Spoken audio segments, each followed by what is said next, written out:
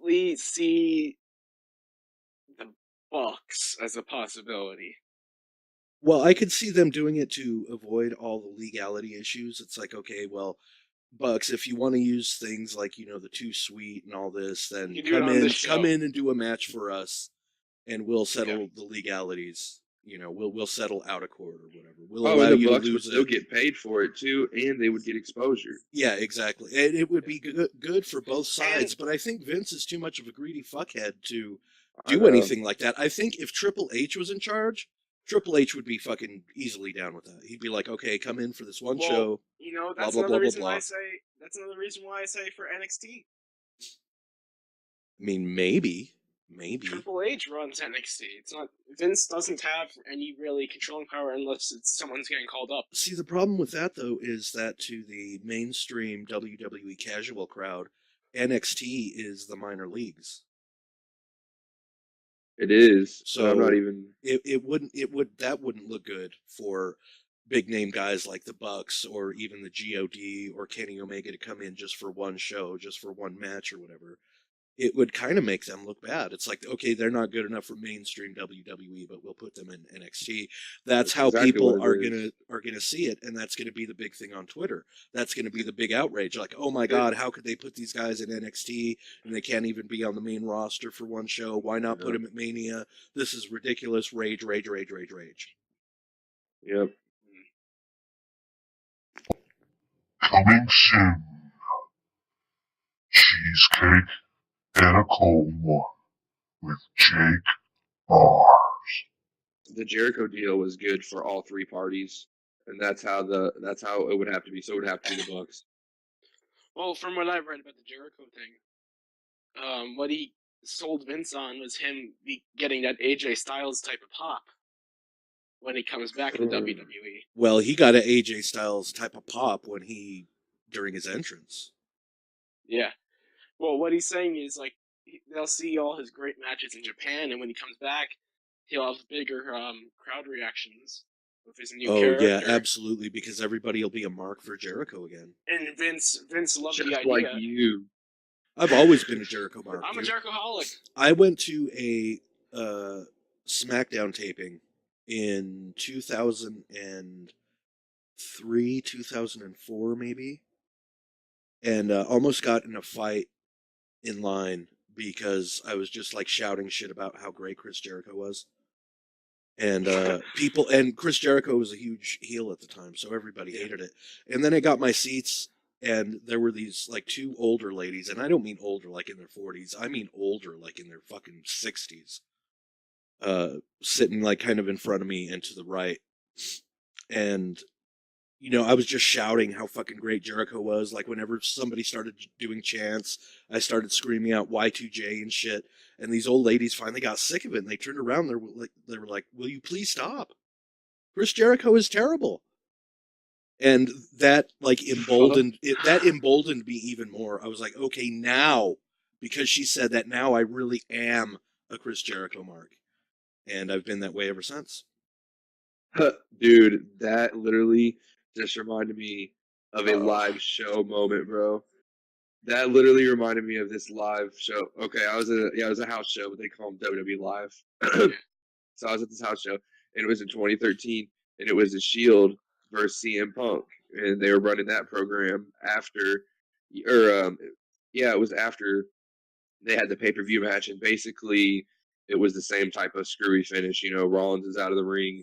Um, CM Punk moves from the spear. And Roman hits Dean, and I don't really remember the finish that much, but there was a kid a row ahead of me, about 4 seats to the right, and Punk, how hot Punk was, so of course the whole stadium's Punk, and the Shield are heels at this time, and I'm already a Roman mark, and I fucking love the Shield, so I'm rooting for the Shield the whole time, and it was getting down to crunch time where it was like a double down or something, and CM Punk just went off on Ambrose. And I'm like, no, I'm like, come on. I was like, tag Roman, tag Roman. And I'm like, I just look around, and the kid looks at me, and he goes, the Shield sucks. And I said, no, I said, CM Punk sucks. And I was playing into his little game or whatever. And then the match was over, and CM Punk had gone over. And I looked at him, and he was like laughing at me or whatever, and I just played into his game. And I looked at him, and I was like, one day you'll like those guys. And I left, and I guarantee that kid likes Roman Reigns now. Awesome. It's like it's so crazy how shit like that happens in the business, bro. Like somebody from Japan can come over and really get over. Right. If it has to be the Bucks, that's the only way. So well, if it's not the Bucks, I'm it's not thinking gonna happen. like Unless it's Okada. Logically, Okada's been at backstage. Their best, Yeah, absolute exactly. best bet is to do Jericho Omega 2 at Mania. I think that's the only way it happens. What Jake just said actually may be the one that makes the most sense. Okada. He's backstage at WWE all the time. They are trying to use Kazuchika Okada to make New Japan huge, and they're being really successful at it. There's no way they allow Okada to be on WWE television. I just don't believe it. I will never believe But that. it works for all three parties, bro. Just like Jericho did. Jericho works for WWE. But the deal worked for WWE, the deal worked for New Japan, and the deal worked for Jericho because it gets him over more. The same thing would happen with Okada. People would want to watch New Japan. People would want to see him on WWE, and he would be even bigger and more established. Okay, come on, guys. Seriously, you think Vince is actually going to allow his competition to grow even bigger? To use his audience? He did with Jericho. He let Jericho go. Did he, though? I mean, Jericho wasn't under contract at the time, though. It's not like Vince owns Chris Jericho's soul. It's not like Jericho has to ask Vince permission to do anything outside of WWE. To an extent, to be on good terms, basically.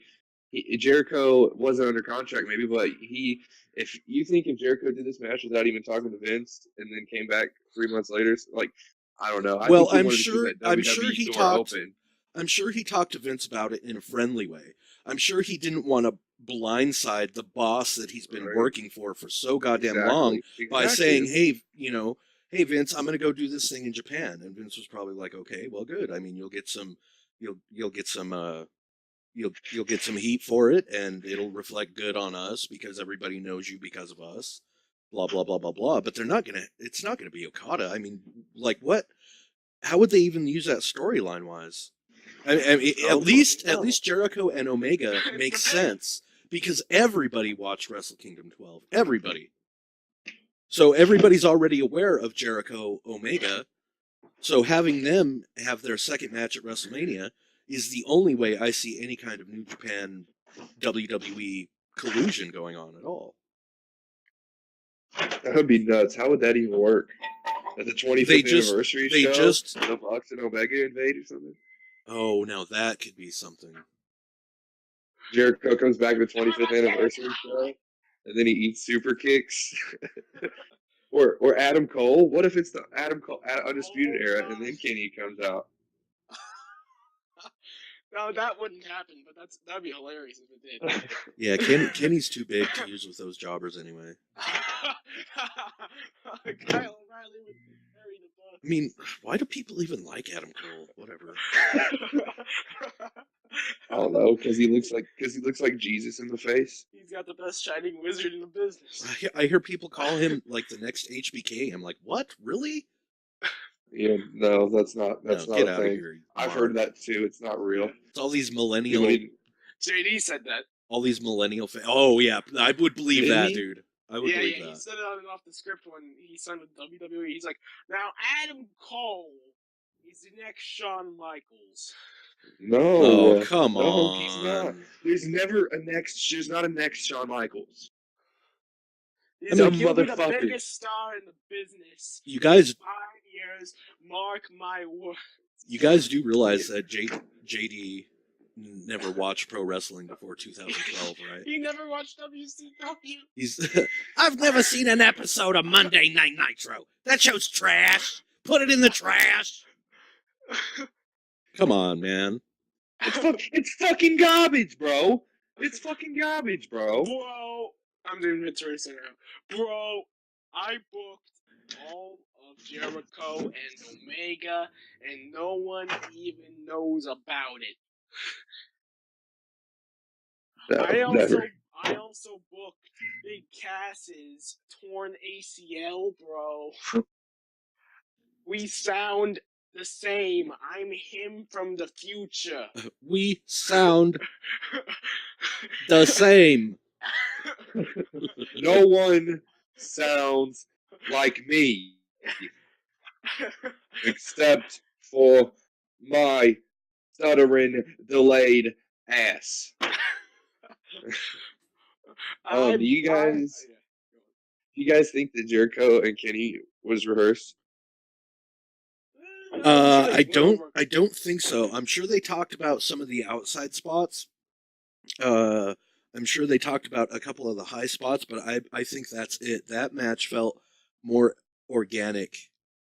I just saw Jericho call a spot just now as I asked you that. That's funny. Yeah, I saw him call a couple, so I know a lot of it was more organic than actually planned out.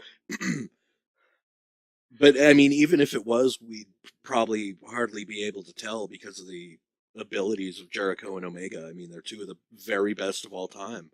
So even if they had planned out every spot meticulously, I doubt we'd be able to know because they sell it so well.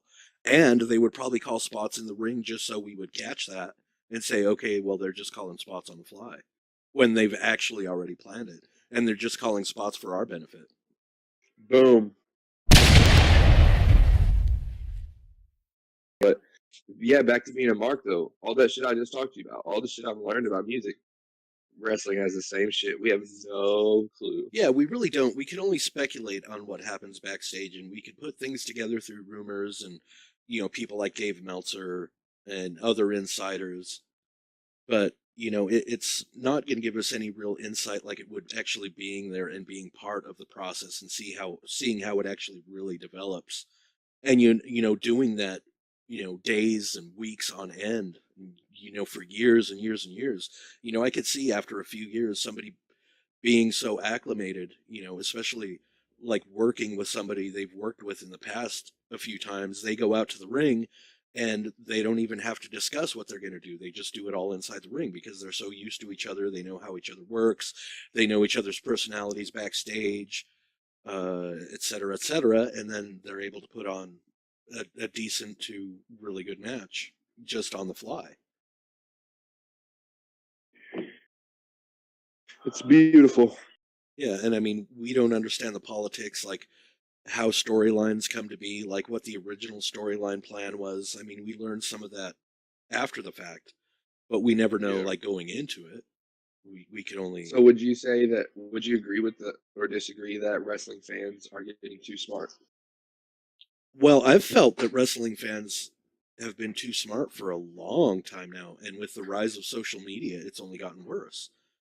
So that's why I think that wrestling in general has kind of kicked into like a kayfabe 2.0, to where like stuff like injuries and stuff like that.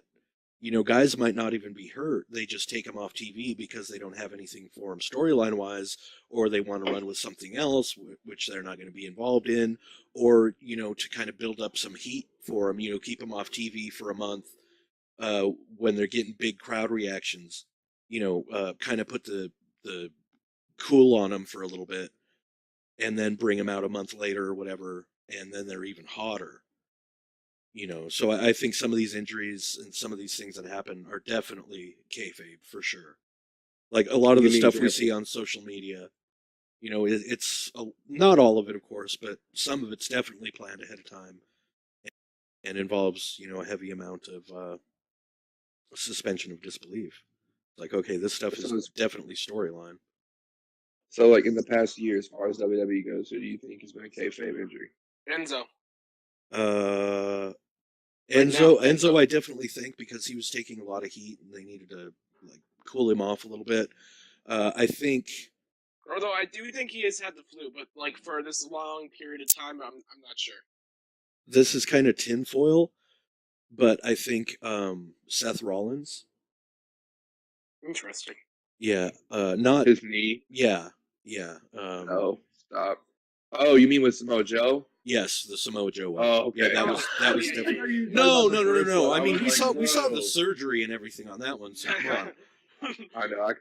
That goes to show how much my amnesia kicks in with this WWE. Hey Vince, I got a great idea. I know this doctor who's doing a knee surgery. Why don't we take a film crew in and we'll pretend it's me? You know. It's a I stunt double, forgot we'll we Photoshop I it. forgot we saw the surgery. That's a great idea, Seth. We'll CGI your face into the guy getting surgery. No, I'm gonna have to go back and rewatch those videos to see if it is CGI. I've been watching too many Seth's conspiracy definitely theory safe. videos recently. Let the past die. Kill it if you have to. Oh god. Oh, Snapdragon.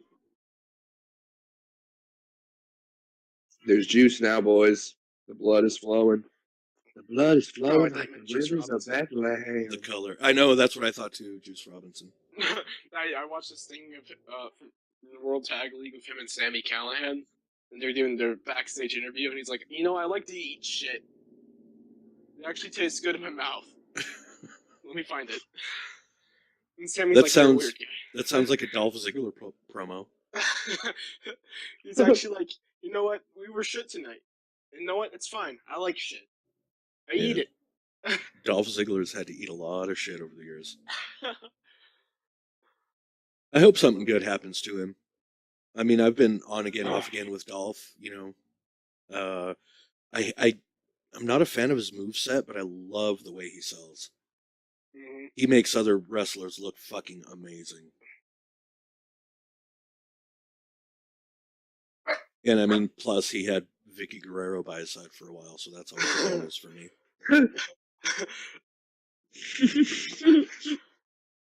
Jesus Christ. Actually, honestly, dude, my favorite Dolph Ziggler was when he was grouped up with Big E and AJ. That was a pretty sick Dolph Ziggler. No Yeah. one can stop that guy. Yeah, he was awesome. He was here to show to the world. Yeah, so I don't know what they're going to do with him, but I hope something. So other people saying he's leaving, they're all marks. Yeah, see, this is Yeah. another case of kayfabe 2.0, 100%. For the past year and a half of him, it was ever since like No Mercy 2016. People are like, "Oh, he's gonna leave. His contract expires next week," even though it's fake news. Yeah, Meltzer's I'd really like to like see coming Dolph back. come out and drop like I mean, he couldn't do a CM Punk type pipe bomb, but he could do like his own version. Like let Dolph go out there and really voice his opinions. I mean, he's already Give him a talking mic, gimmicks. give him a mic, and let him do whatever, And I could Give him, see like, I could 7 see them minutes. doing that too. I could see them making that a work. They're like, okay, well, go out there and cut a promo about how you really feel, but it's not a shoot. Don't go too far. Work shoot. Yeah, don't go too far, but say some things. Vince McMahon ate my dick one time. Sorry, Pat Patterson. We'll talk about Pat. Well, one thing's for sure is that Dolph Ziggler really needs to stop using the Zig Zag. Oh, Why? You don't like it? Zig The Zag's only awful. time I like it is the avalanche variation. When somebody's on the buckle and he hops up behind him and hits it.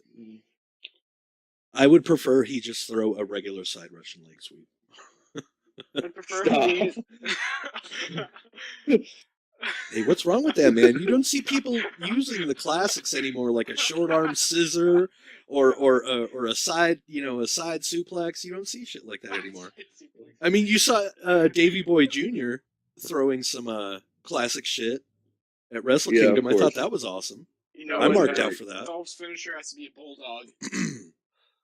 I'm actually kind of a bigger fan of Davey Boy Jr. now, just because of that match. And I never really cared And for the Lance Killer Archer. Leagues.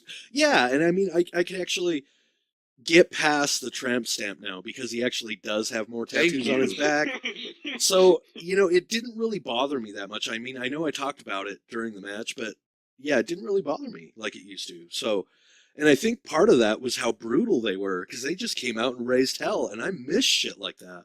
Yeah, I'm about to watch it right now. Oh, and I said fuck the finish. another thing was I saw somebody on Twitter talking about how they think that there's too many people at ringside in New Japan. No. And I'm like, No, what are you actually, talking yeah. about? I was That's like, fucking sick. Dude, Japan has always been that way.